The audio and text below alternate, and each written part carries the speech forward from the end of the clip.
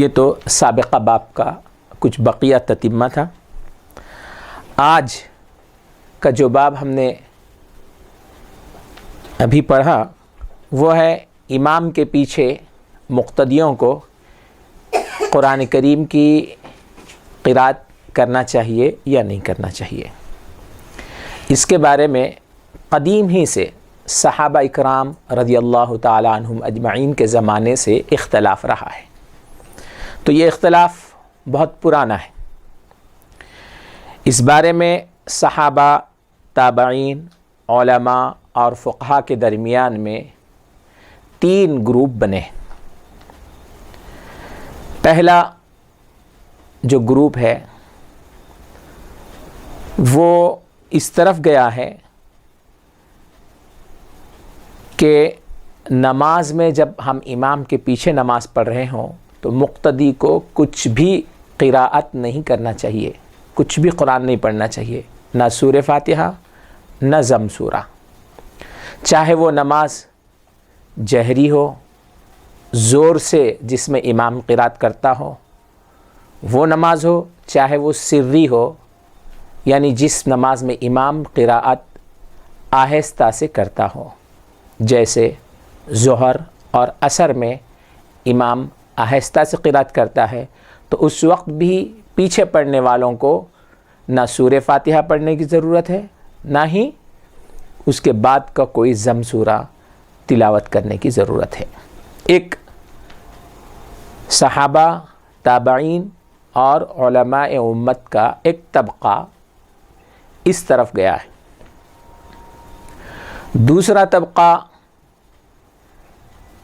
اس طرف گیا ہے کہ جو نمازیں جہری ہیں اور زور سے جس میں امام قراءت کرتا ہے تو اس کو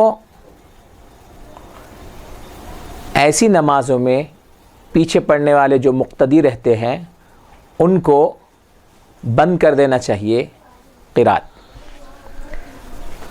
یہ بند کر دیجیے، آواز آ رہی ہے اس کی بحث۔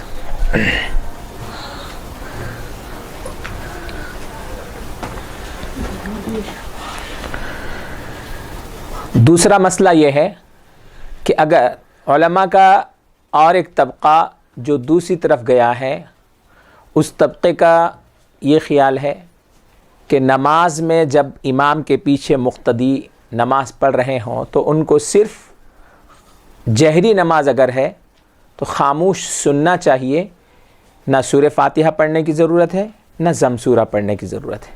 البتہ اگر سری نمازیں ہیں، عصر اور ظہر کی نماز ہے تو اس میں قراءت کر سکتے ہیں، قراءت کرنا چاہیے۔ سری نمازوں میں دوسرا طبقہ علماء کا، صحابہ کا دوسرا ایک طبقہ اس طرف گیا ہے کہ جو نمازیں جہری ہیں اس میں مقتدی کو کوئی قسم کی قراءت نہیں کرنا ہے، نہ سورہ فاتحہ پڑھنا ہے نہ ضم سورہ پڑھنا ہے۔ البتہ جو سری نمازیں ہیں عصر اور ظہر کی تو اس میں مقتدی کو قراءت کرنا ہے۔ یہ امام مالک رحمۃ اللہ علیہ اور دیگر کا قول ہے۔ یہ دوسرا طبقہ ہو گیا۔ اور تیسرا طبقہ ہے علماء اور صحابہ کا، تابعین کا، جو اس طرف گیا ہے کہ نماز جب امام کے پیچھے پڑھ رہے ہوں تو ہر حال میں مقتدی کو سورہ فاتحہ پڑھنا چاہیے، سورہ فاتحہ کی تلاوت ہر حال میں کرنا چاہیے، چاہے وہ نماز جہری ہو یا سری ہو۔ یہ حضرت امام شافعی رحمۃ اللہ علیہ کا اور مسلک ہے۔ ان کی تائید میں کچھ صحابہ بھی ہیں، کچھ تابعین بھی ہیں، کچھ علماء اور محدثین بھی ہیں۔ تو یہ اس طرح سے 3 طبقے بنے۔ اب ہم ہر ایک کا مزید ذرا تفصیلی جائزہ لیں گے۔ سب سے پہلے